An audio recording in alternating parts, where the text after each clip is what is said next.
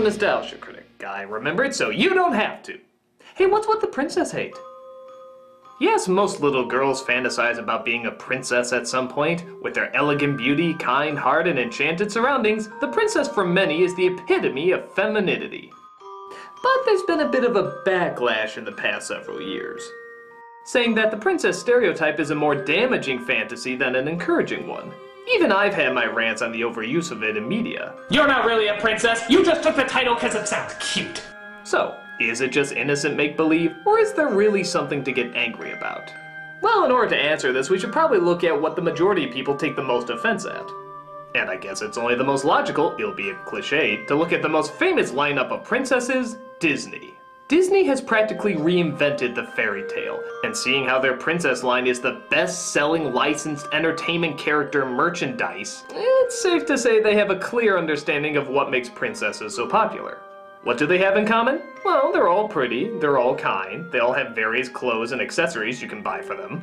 But naturally, the intrigue in owning one has to come from their personalities formed in the movies, which many consider, from an ethical point of view, not the best role models. They don't do anything, many complain, they're just damsels waiting to be rescued and never take responsibility in getting things done for themselves, instead relying on their status and or beauty to get them what they want, which in most cases is just a man. And sometimes that's true.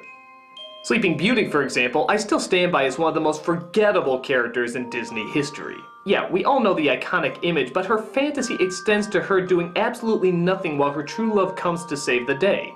And what of course happens? She does absolutely nothing while her true love comes to save the day. And on top of that, she has nothing else to make her stand out, be unique, or have any specific characteristics. So yeah, the argument is pretty valid there.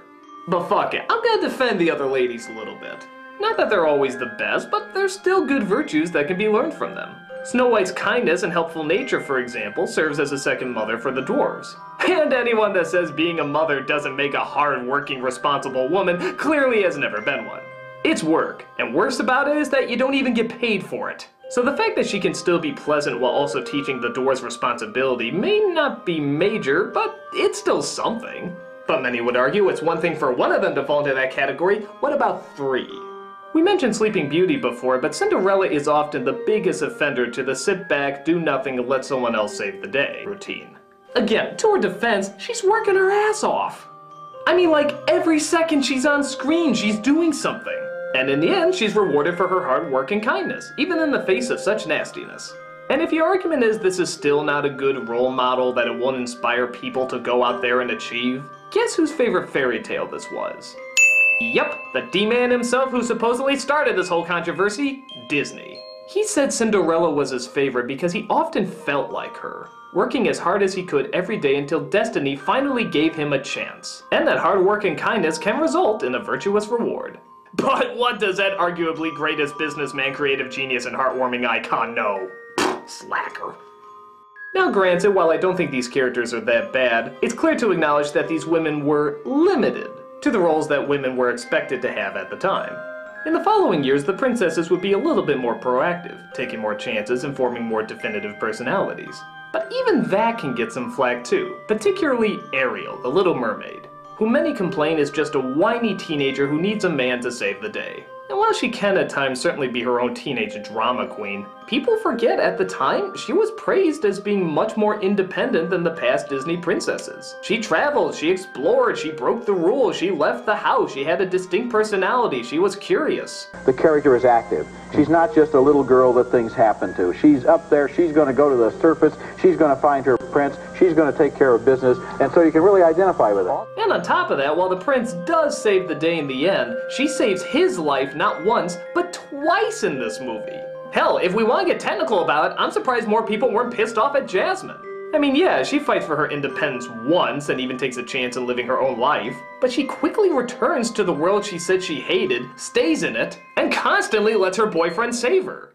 But nevertheless, the complaints were heard. And the Princess brand over the years has made an effort to try and make their ladies more and more independent, having them save the male just as many times as the male saves them, while still keeping true to the kind and moral virtues that, let's face it people, are enforced in every Disney character, not just the princesses. Be nice, be kind, be true to your heart. When has that not been a major part of the lesson in a Disney film? So after looking them all over, I'm not sure if it's entirely Disney's fault for the negative stereotype. Okay, it didn't always help, but in many respects, it did help. They're still trying to teach the importance of patience and kindness, which are great virtues for any gender. And Disney is even pushing harder to make their most marketable icons be a symbol of strength and honor, as seen in these recent ads. I am a princess. I am brave, even when I am scared. I believe compassion makes me strong. Kindness is power. So if the virtues that the massive Disney's promoting isn't the problem with the princess icon, what is? I'll admit, something was rubbing me the wrong way for years about girls wanting to be princesses. I just couldn't put my finger on it. But then the answer came to me when I saw Bridge to Terabithia, which is a god-awful flick, by the way. In fact, note to self, review Bridge to Terabithia. When our main lead brings his little sister into his fantasy land. Is there a king? Are you the king, Jess? Only if you're a princess. Wait a minute. Why is he king and her princess? Shouldn't it more logically be king and queen? In fact, even more recently in Wreck-It Ralph, why is it when the king is destroyed, again, it's a princess who rules the land and not a queen? In fact, how come in a lot of nostalgic shows and movies I've reviewed, even if the original ruler is gone, they still hold the title princess? Yeah, Princess Sally, Princess Lana, hell, even Princess Leia, all their parents are out of commission. And yet they still hold on to the title of princess and not queen. Why does that seem more marketable for some reason? And that's when it suddenly hit me. It's not necessarily the virtues of the princess that piss people off, maybe it's the title. Why is it so many boys want to be king? Because they want the power and responsibility to control and change things.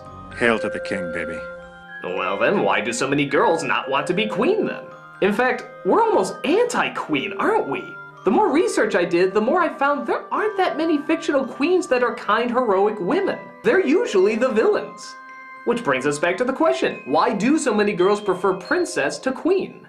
Well, maybe because being a princess not only indicates you're younger, which often translates to prettier, but also that you have a position of power with responsibility, but not too much responsibility. Oh, I'm just holding the spot for the king until he returns. I still have the title of youthful innocent who has power, but not all the power. Thus projecting an image of daintiness and elegance who makes everybody cookies, instead of an image of strength and determination who makes powerful changes. It's the same thing as calling a grown man a boy and a grown woman a girl.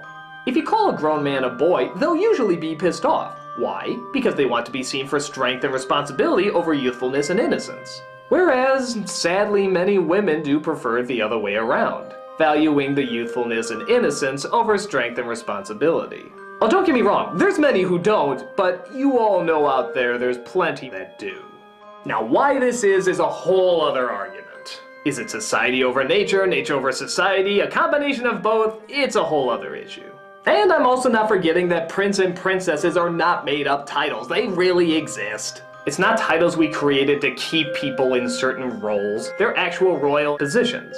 But what is obvious is that our reinforcement seems to be that princesses are young, beautiful, and try to live in an innocent world free from conflict. And if one does arrive, it's somebody else's job to take care of it.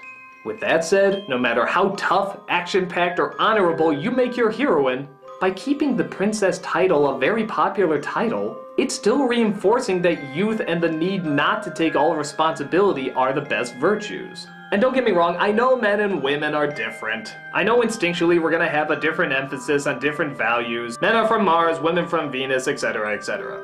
But the world is changing more and more every day, and we're seeing much more variety in our female characters than we have in the past. So maybe it's time to really look at the changes happening around us and see which virtues we really want to enforce. And at least making it very clear that there's a definite option that any female can be as powerful as she wants to be. And that second place or being under somebody else's wing is not the furthest you can go. Because let's face it guys, with so many female characters that are good, strong, interesting, funny, entertaining, intelligent, responsible, and just as compelling as male characters, perhaps it's time for the princess in so many people to stop living in fairy tales and look at the reality that is unfolding around us. I'm the Nostalgia Critic guy, remember? So you don't have to.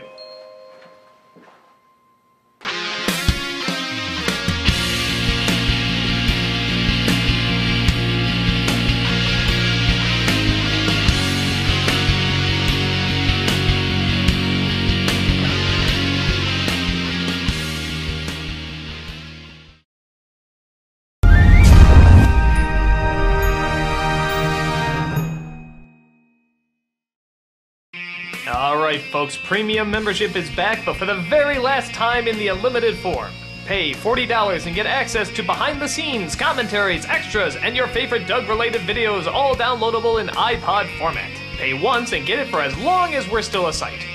Which hopefully will be a long time. You never know, the seahorses might take over, but regardless, future memberships will be limited to a yearly basis.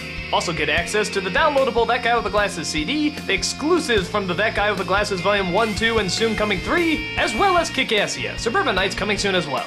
Click the link below the video to purchase today, as new premium access will be closed on April 20th, 2013. Hurry now, because your mother wants you to. That's right, I called up and talked to your mother. She's totally on board with this. Go ahead, do it. All right, maybe not your mother, but my mother is totally cool with it. Actually, I haven't talked to my mother in a while. Actually, a really long time. I'm gonna go call my mother. Hey, Mom, how you doing? Yeah, can you tell these people to sign up for the premium membership?